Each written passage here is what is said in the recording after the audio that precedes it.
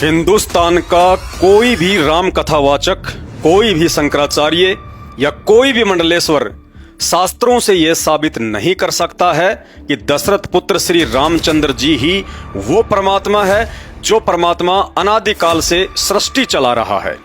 कोई भी राम कथावाचक चारों वेद और गीता जी से यह साबित नहीं कर सकता है कि दशरथ पुत्र श्री रामचंद्र जी की पूजा पाठ करनी चाहिए। मैं दावे के साथ चैलेंज करता हूं और 1,00,000 रुपए नगद इनाम की घोषणा भी करता हूं,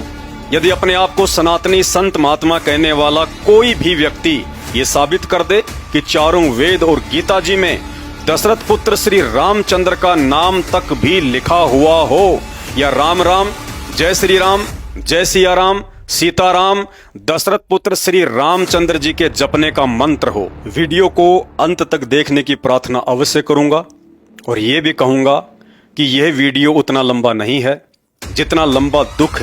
आने वाले युग परिवर्तन के समय में इस वीडियो को ना देखकर आधे अधूरे भगवानों की भक्ति करते रहने के चलते आप जी भोगने वाले हैं। मैं आपके अंदर एक चेतना जागृत करना चाहता हूं कि जिस तरह गणित की पुस्तकों को पढ़े बिना आप एक गणितज्ञ नहीं बन सकते, MBBS की पुस्तकें पढ़े बिना आप एक डॉक्टर नहीं बन सकते, और साइंस की पुस्तकें पढ़े बिना आप एक वैज्ञानिक नहीं बन सकते, ठीक इसी तरह चाहे आप हिंदू हैं या मुसलमान, अपने धर्म की पुस्तकों को पढ़े और समझे बिना ना ही तो आप भगवान की पहचान कर सकते हैं और ना ही एक सच्चे भगत बन सकते हैं। और 2028 तक युग परिवर्तन के समय आने वाले भयंकर विनाशकारी समय में दुनिया को सिर्फ भक्ति ही बचा सकती है और कोई सहारा नहीं है।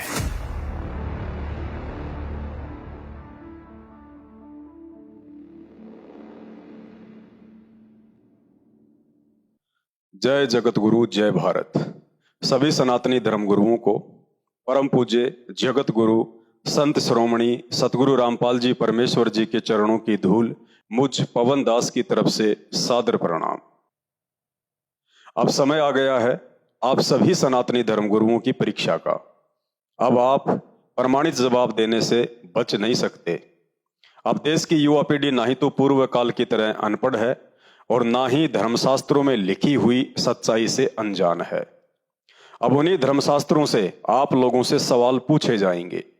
जिन धर्मशास्त्रों को आप बचपन से ही पढ़ते और दुनिया को पढ़ाते आ रहे हैं,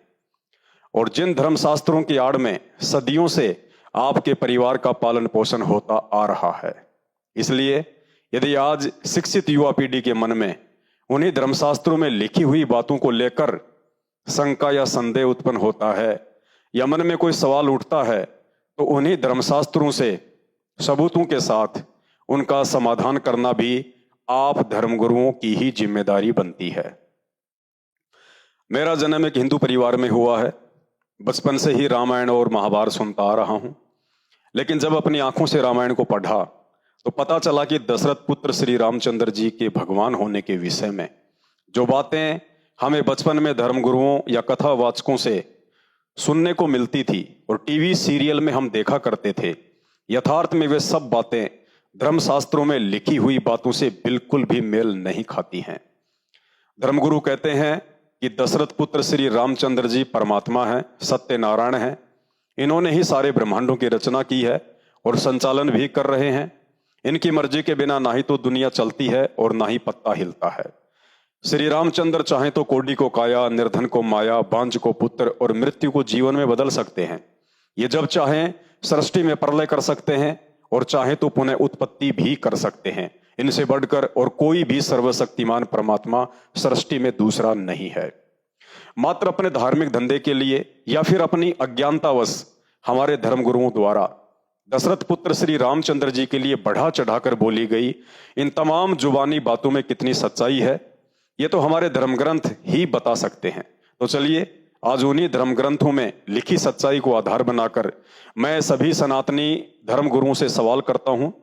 यदि दशरथ पुत्र श्री रामचंद्र ही वास्तव में सृष्टि को रचने व चलाने वाले परमात्मा है और एकमात्र इन्हीं की भक्ति करनी चाहिए, तो आखिर इस विषय में हमारे धर्मशास्त्र क्या कहते हैं। भाई और बहनों, भक्ति का आधार होता है भगवान, अर्थात भक्ति तो उस समय शुरू की जाती है जब यह विश्वास हो जाए कि कि जिसकी मैं भक्ति शुरू करने जा रहा हूं वास्तव में वो भगवान है भी या नहीं, उस महापुरुष में भगवान वाला कोई लक्षण है भी या नहीं, वो महापुरुष मेरे जीवन में आने वाले संकटों का समाधान करने में सक्षम है भी या नहीं, वो महापुरुष मेरे मन की बात जानने वाला अर्थात अंतर्यामी भगवान है भी या नहीं। समय आने पर वो महापुरुष अपनी भक्ति की शक्ति को साबित करने में समर्थ है भी या नहीं, उसकी भक्ति में वो शक्ति है भी या नहीं जिससे मेरा मोक्ष संभव हो, उसका जीवन चरित्र मेरे से उत्तम है या नहीं जिस पर किसी को उंगली उठाने का मौका भी ना मिले। क्योंकि पवित्र गीता जी के अनुसार यह दुर्लभ मनुष्य योनि मात्र एक पूर्ण परमात्मा की पहचान करके केवल उसी की भक्ति करके मोक्ष प्राप्ति के लिए मिलती है। इसलिए दृढ़ होकर भक्ति पर लगने से पहले यह पहचान अति आवश्यक है कि मेरा इष्ट जिसकी भक्ति में शुरू करने जा रहा हूं क्या वास्तव में वो एक पूर्ण परमात्मा है जिससे ऊपर सृष्टि में अन्य कोई भी देव महादेव नहीं है, सब उसी के अधीन होकर उसके नौकर बनकर सेवा करते हैं, या कोई उससे ऊपर भी परमात्मा है। तो चलिए ये सब जानने के लिए सबसे पहले हमें भगवान की परिभाषा से परिचित होना पड़ेगा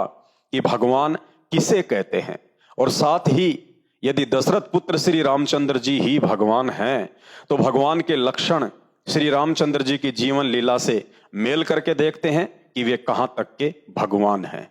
पॉइंट नंबर 1, शास्त्र प्रमाण देते हैं कि दशरथ पुत्र श्री रामचंद्र जी विष्णु जी के अवतार थे, जबकि श्री मददेवी भागवत पुराण गीता प्रेस गोरखपुर से प्रकाशित कोड नंबर 1133 पहला स्कंद पेज नंबर 27 में श्री विष्णु जी खुद स्वीकार करते हैं कि मैं विष्णु पूर्ण परमात्मा नहीं हूं, मेरा तो जन्म हुआ है और मैं मरता भी हूं, तथा मैं विष्णु दुर्गा देवी से ऊपर किसी को नहीं जानता, उसी की पूजा करता हूं और उसी के अधीन होकर सृष्टि का पालन पोषण करने की जिम्मेदारी से बंधा हुआ हूं। अर्थात शास्त्रों से प्रमाणित हुआ कि श्री विष्णु जी भी पूर्ण परमात्मा अर्थात सृष्टि रचने और चलाने वाले एकमात्र सर्वशक्तिमान राम नहीं हैं, क्योंकि राम किसी के अधीन होकर कार्य नहीं करता और ना ही राम कभी जन्म व मृत्यु से बंधा हुआ होता है, जबकि दशरथ पुत्र श्री रामचंद्र जी तो मात्र श्री विष्णु जी की कुछ अंश शक्ति लेकर त्रेता युग में राजा दशरथ की पत्नी कौशल्या के गर्भ से जन्मे थे। राम शब्द तो मात्र उनके शरीर का नाम था, अर्थात उनकी पहचान थी, जैसे आप और हमारे शरीर के नाम होते हैं। इससे यह साबित हो जाता है कि श्री रामचंद्र जी वह समर्थ भगवान या राम नहीं है जिस राम की शक्ति से अनादिकाल से यह सृष्टि चलायमान है, जो राम जन्म मरण के चक्कर से हमेशा मुक्त होता है, जिस राम को संसार की कोई भी माता अपने गर्भ में रखने में समर्थ नहीं है।